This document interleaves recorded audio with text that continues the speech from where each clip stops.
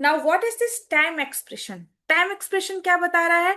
देखिए, कई बार हम लोग टाइम एक्सप्रेशन का मतलब ही क्या होता है, जो टाइम बताता है। ठीक है, आप लेफ्ट साइड में देखिए जनरल फ्यूचर है, और राइट हैंड साइड देखिए फ्यूचर डेडलाइन है।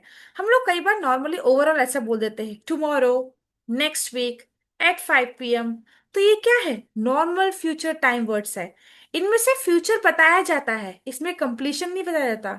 जैसे हम लोग कई बार बोलते हैं, I will do it tomorrow. बोलते हैं कि नहीं बोलते, मैं कल करूंगी।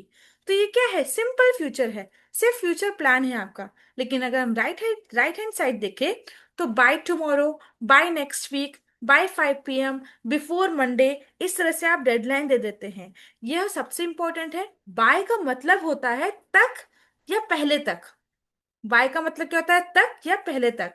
इफ बाय आता है, अगर बाय आता है, काम उस टाइम से पहले पूरा हो जाएगा, तभी आप बाय का यूज करते हैं।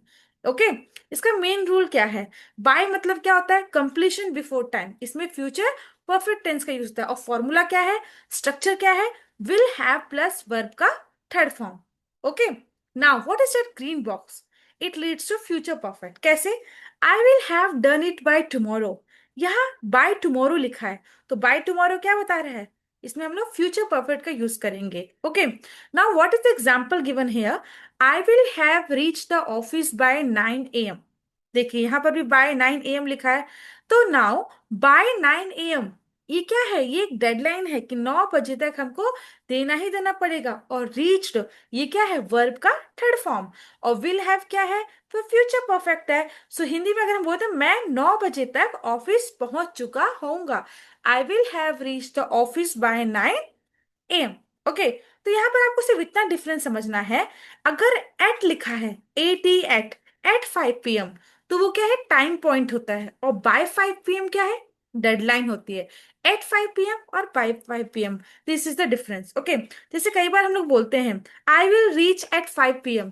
I will reach at 5 p.m बोलते हैं, ये सिंपल फ्यूचर का सेंटेंस है। लेकिन आई will have reached by 5 p.m, ये फ्यूचर परफेक्ट का टेंस है।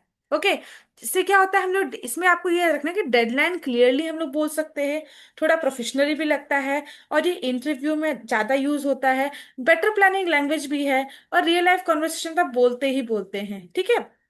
ओके, अगर मैं आपसे पूछूं कि which one is correct, okay, I give you two sentence, you have to reply to me.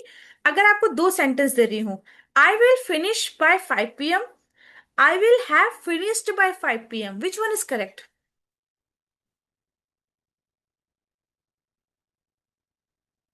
I will finish by 5 p.m. I will have finished by 5 p.m. Which one is correct? No idea. I will have finished by 5 p.m. This is the correct one. Okay. चलिए, जैसे हम लोग कई बार बोलते भी है कि मैं कल तक यह काम पूरा कर चुका होऊंगा।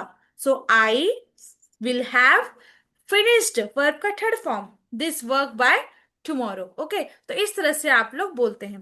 कई बार हम लोग ऐसा भी बोलते हैं कि हम 5 बजे तक वहां पहुंच चुके होंगे। हम 5 बजे तक वहां पहुंच चुके होंगे। We will have reach there by 5 p.m। तो इस तरह से आपको याद रखना है कि यहाँ पर डेडलाइन कहाँ यूज करनी है और सिंपल फ्यूचर के सेंटेंसेस कैसे बनाएंगे।